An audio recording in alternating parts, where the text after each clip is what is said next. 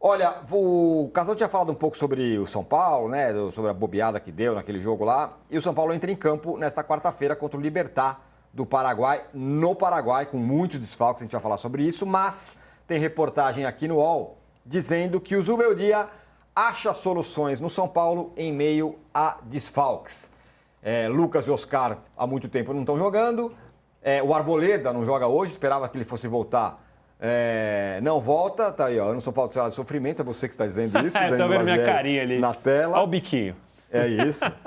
E o São Paulo encara hoje o Libertad fora de casa, não tem Lucas e Oscar, como a gente já sabe, não tem o Luiz Gustavo, que teve um problema pulmonar, Pablo Maia também já há muito tempo fora, o Caleri, que vai operar o joelho, aliás, acho que vai operar hoje, se eu não me engano, e também tinha a expectativa de voltar com o Arboleda, não vai voltar o Arboleda.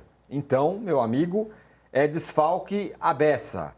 Copo meio cheio ou copo meio vazio? O Zubeldia está achando soluções ou, na verdade, é um professor Pardal que tem que ir embora com esse elenco aí, era para ter ganhado? Bom, para não falar que eu fico só passando pano para o Zubeldia, eu insisto em que na minha tese de que o Zubeldia não aproveitou o Paulista como poderia ter aproveitado para já conhecer melhor esses garotos. Eu acho que o Zubeldia poderia ter usado aqueles jogos lá atrás para chegar nesse momento da temporada e já saber exatamente o que cada um vai poder oferecer. No final, ele está fazendo isso a forceps, porque os jogadores se machucaram, ele não pode contar com com um elenco completo, e a gente sabe que o São Paulo não pode ir para o mercado para contratar, então ele está tendo que descobrir meio que na correria. Ele poderia estar chegando agora para enfrentar o Libertad, já sabendo, o Alves vai me oferecer isso, o Ferreirão vai me oferecer aquilo e tal. Ele está meio que descobrindo com o carro andando aí, porque ele não quis aproveitar o Paulista para isso. Dada essa circunstância e todo esse contexto que eu dei com a crítica em relação à demora para ele fazer, dentro disso, ele está fazendo para mim, de novo, eu digo, um bom trabalho e achando boas alternativas. Afinal, o São Paulo tem ali, quando você olha para o time titular, quando a gente muitas vezes começou a falar sobre isso nessa temporada, a gente falava, não, o São Paulo melhorou o seu time titular, piorou um pouco o elenco, mas melhorou o seu time titular. Muito por quê? Porque o Lucas e o Oscar estavam se entendendo, porque o Caleri não estava exatamente resolvendo, mas quando entrava o André Silva, muitas vezes ele conseguia fazer gol. Agora, não tem nenhum deles, cara. Não tem nenhum deles. E o Ferreirinha, que eu também entendo quando o Casão fala, o Ferreirinha não podia ter saído, mas o Ferreirinha claramente mostra dificuldade em jogar 90 minutos no mesmo ritmo. Mesmo contra o Alianza Lima, quando ele foi substituído, ele estava pondo a mão no joelho, naquele sinal que o Casão sabe bem como é, ele estava dentro de campo lá, ele via os companheiros, a hora que põe a mão no joelho, dá aquela baixada aqui, já sabe que o cara está buscando o ar onde não tem mais. E o Ferreirinha não consegue manter o ritmo 90 minutos. Então, o Zubeldia, para mim, está encontrando alternativas boas dentro de todas essas limitações que o São Paulo tem, claramente tem, no seu elenco. Olha, Casão, se a gente quiser colocar uma coisa um pouco mais animada sobre o São Paulo, é que, enfim, os meninos estão reagindo, né? Reagindo não, estão mostrando, estão se apresentando e dando conta do recado. O Ferreirão, como vem sendo chamado Lucas Ferreira, ponta pelo lado direito, o Matheus Alves, são caras que entraram e nesse momento de seca absoluta de jogador, estão resolvendo, né, Casão? Não, a garotada do São Paulo foi campeão da Copa São Paulo de Júnior, né? Então você tem molecada boa ali. Eu concordo com o Danilo, o Zubeldia perdeu a oportunidade de testar com mais força esses garotos durante o Campeonato Paulista. Mas eu vejo o seguinte, o São Paulo vem jogando bem, gente. São Paulo jogou muito bem contra o Botafogo lá no Rio. São Paulo jogou bem o primeiro tempo e até a saída do Ferreirinha, por exemplo, contra o Alianza Lima. São Paulo fez um primeiro tempo espetacular contra o Santos. O que está faltando para o São Paulo, que eu acho que ele não está conseguindo encontrar, é matar o jogo. Todos esses jogos que eu falei, o São Paulo teve chance de matar o jogo. Contra o Botafogo, estava sempre na frente, chance de fazer o terceiro. Né? Não fazia, não fez. Foi lá que sofre o empate. Alianza Lima fez 2, poderia ter feito 3, 4, não fez. Tomou empate. Contra o Santos foi a mesma coisa, só que o Santos não empatou. Porque o São Paulo amassou o Santos no primeiro tempo, poderia ter virado 3-0, 4-0, virou 2-1. E depois tomou um sufoco o segundo tempo todo. Apesar que, para mim, foi pênalti, claro, no Matheus Alves. Foi o maior pênalti no final de semana, na minha visão, de todos aqueles que foram marcados e não marcados. O pênalti do Brazão, né? O goleiro do Santos. Oi? Brazão. Brasão. Então, o pênalti do Brasão no Matheus Alves, para mim, foi claríssimo. O São Paulo poderia ter matado ali. Mas o que está faltando para o São Paulo é ser mais incisivo, mais decisivo e dar aquela coisa a mais no momento que você está em vantagem, sabe? Você está com 2-0, você está dominando o jogo, acelera um pouco mais para matar o jogo. E eu acho que o São Paulo está pecando nisso. Mas na bola, o São Paulo vem jogando bem as últimas partidas. E eu acho o trabalho do Zubeldia muito bom. O Casão é do time que acha o trabalho do Zubeldia bom. Tem gente que não acha. Tem gente. Uma parte considerável da torcida acha que ele é ruim.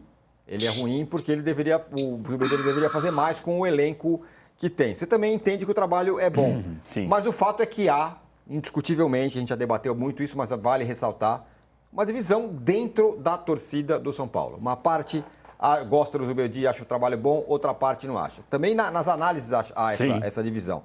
E isso, para mim, é uma novidade, né? É difícil você ter uma coisa assim, né? Uma torcida que é completamente dividida de maneira tão clara com relação a um treinador, ou enfim. Eu tenho visto isso com mais frequência, eu acho, Tironi. Eu acho que tem algumas torcidas que a gente tem visto isso, assim, né? Então você está vendo agora do São Paulo, que divide a arquibancada, divide as redes sociais, divide a análise. O Palmeiras também tem algo muito parecido com isso, a ponto de ter gente que começou o ano pedindo a cabeça do Abel. O próprio Flamengo não dá para dizer que tem uma divisão, mas já tem gente que está falando sobre o Felipe Luiz. No Corinthians tinha muita gente que eu via defendendo o Ramon Dias e outras pessoas que criticavam muito o trabalho do Ramon Dias. Eu não sei se é o advento das redes sociais, que você consegue encontrar apoio nas suas ideias e consegue dar força para aquilo que você acredita, se você consegue criar grupos, né? A rede social consegue dividir muito mais claramente as chamadas comunidades, né? Mas eu acho que isso tem acontecido com uma frequência maior de dividir. Em relação ao trabalho do Zubeldia, para mim é muito claro, assim, a minha opinião e quem está na minha comunidade, como eu estou brincando aqui, é assim, o fato de você achar que o trabalho do Zubeldia é ruim parte do princípio de que você acha que o elenco do São Paulo é o suficiente para brigar de frente com o Flamengo, para brigar de frente com o Palmeiras. E isso, para mim, não é.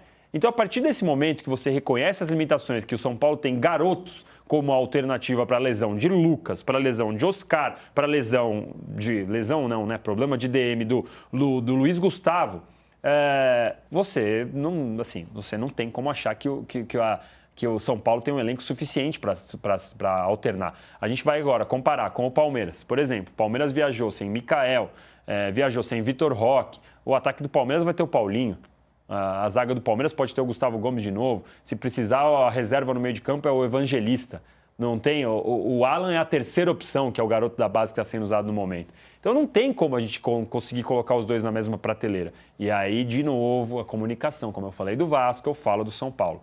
Falta o Casares, o Belmonte, o Muricy chegar claramente para a sua torcida e falar. E aí não é só para falar na comunicação, é justamente para ajudar essas pessoas que acham que o trabalho do Zubeldia é ruim, a analisar de uma outra forma. Não, o trabalho do Zubeldia é bom, porque ele está fazendo um bom trabalho com pouca coisa que ele tem na mão. Essa, para mim, é a grande questão que a gente tem, que falta na análise. Bom, a avaliação sobre o Zubeldia vai voltar hoje. Pode falar, Casão, você me chamou? Então, chamei. Eu queria falar o seguinte. A torcida do São Paulo tem um comportamento muito peculiar. Ela sempre quer o treinador que saiu, né? Isso aí faz décadas, né? O Tele foi campeão de tudo, aí o Tele saiu, aí o outro treinador que chegou era o treinador, acho que foi o Muricy que assumiu, a torcida gritava Tele. Depois que o Muricy ganhou todos os títulos e saiu, veio o outro, a coisa não andava bem, a torcida chama Muricy. E assim vai indo. Foi com o Crespo, foi com o Leão, agora é com o Dorival. O Dorival ganhou a Copa do Brasil com o São Paulo, foi para a seleção. Tem essa sombra do Dorival em cima do Zubeldia. Aí o trabalho do Zubeldia não é tão bom ou não é do jeito que a torcida gosta, ela acha que aquele que fez um trabalho legal vai conseguir fazer de novo. Então a torcida do São Paulo ela tem esse comportamento peculiar, né, de não ter paciência com um novo treinador, sendo que o treinador que já ganhou título com o time está do lado de fora, ou é auxiliar técnico, ou é diretor, ou está no mercado, ou é do outro time que vem jogar contra o São Paulo. A torcida do São Paulo sempre se comportou assim.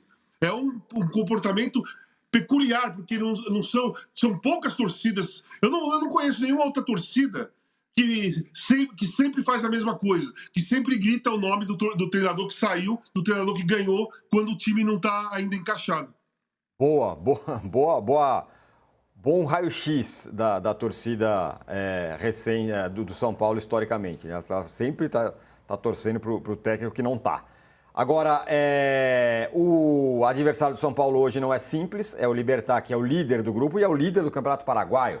No fim de semana perdeu um jogo contra o Guarani, depois de uma invencibilidade de 20 partidas no Campeonato Paraguaio. Ele está aí para conquistar o Campeonato Paraguaio com sobras e é o líder do grupo com 6 pontos. O São Paulo tem 4, o Alianza Lima, que entrou na briga, agora está com 4, o Talheres praticamente eliminado com 0.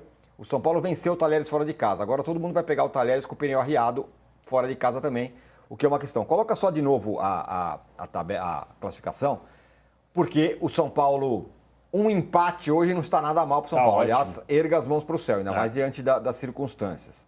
Perder já vai fazer o São Paulo lutar contra o Alianza Lima pela segunda vaga.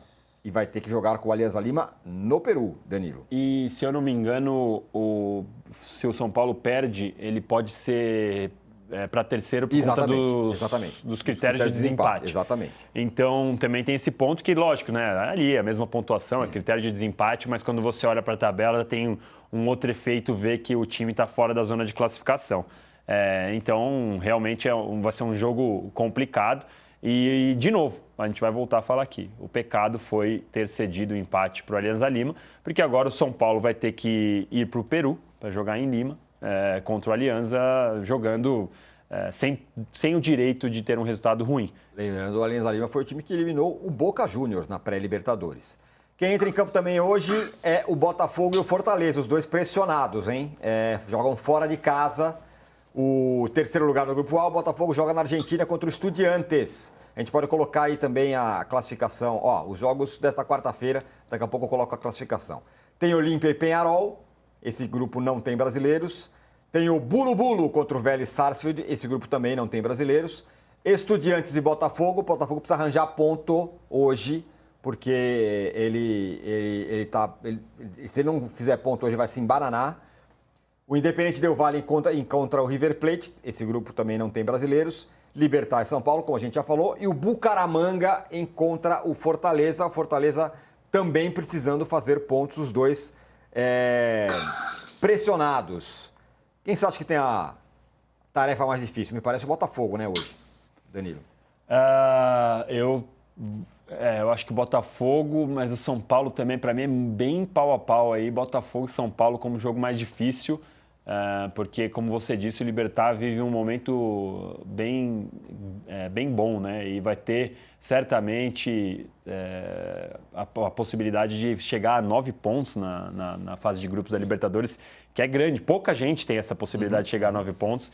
Então, eu não sei, eu acho que Libertad e São Paulo, Botafogo e Estudiantes são dois jogos bem difíceis, com a diferença que o Botafogo tem mais elenco, né? Tem mais, ainda assim, perdeu força em relação ao ano passado, sim, não substituiu à altura Luiz Henrique e Almada, está numa crise de identidade, digamos assim, mas ainda assim tem mais opção para o Renato Paiva do que tem o Zubeldia no São Paulo. Então, por isso que, para mim, é bem pau a pau esses dois jogos. Olha, o jogo do